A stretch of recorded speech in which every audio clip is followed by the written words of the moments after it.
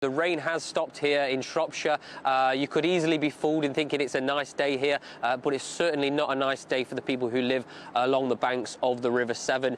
Where I am right now, this is just a car park with a whole load of groundwater just along the banks of the River Severn, but just right next to me here at Iron Bridge is what is usually the relatively calm River Severn. It's currently at around 6 metres and 50 centimetres. The highest it's ever gotten to is around 7 metres. That was in the year 2000. The Environment Agency is looking very closely at how this situation is going to play out. Already around 60 properties and people living there have been evacuated or certainly approached for evacuation. We've been told by the council that some people are choosing to stay home, even with this massive the river just on their doorstep. We are expecting from the Environment Agency that this particular severe flood warning on this part of the River Severn here at Iron Bridge is going to start to subside tonight. The peak of it should be tonight, but just down the road from Shropshire in Worcestershire,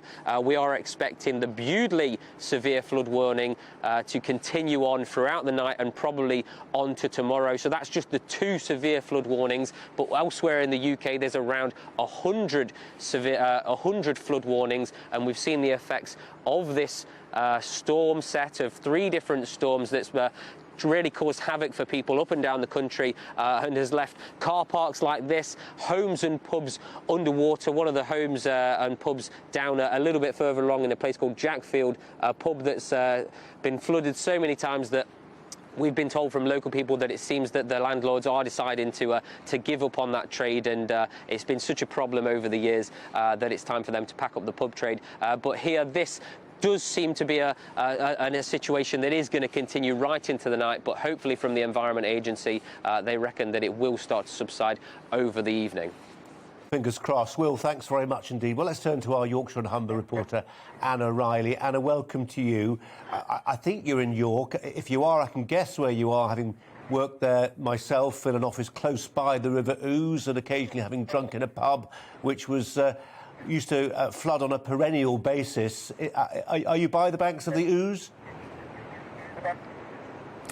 Good afternoon, Colin. Yes, I am. Like you say, York is a place that always gets hit hard by flooding, and this heavy rain that we've had over the last few days has certainly contributed to the floodwaters rising at the River Ouse. You might be able to see behind me, I'm at a car park as well near the city centre, St George's Field car park, and you can see that car there is just submerged in the water, and there's at least 4 others in there just consumed by the water, and obviously having to wait for this water to subside before people can come and rescue their cars.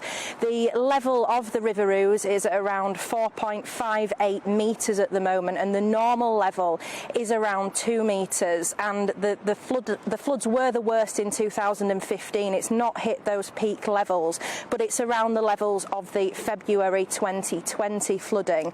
And like Will was saying here as well, homes have had to be evacuated. The council offered emergency accommodation to 140 residents. Not everybody luckily had to take up that accommodation, and businesses as well also shut. So here we're looking at a wind warning. The Met Office have said there's strong winds tomorrow, but luckily and hopefully this rain has subsided and the floodwaters will ease for people living here.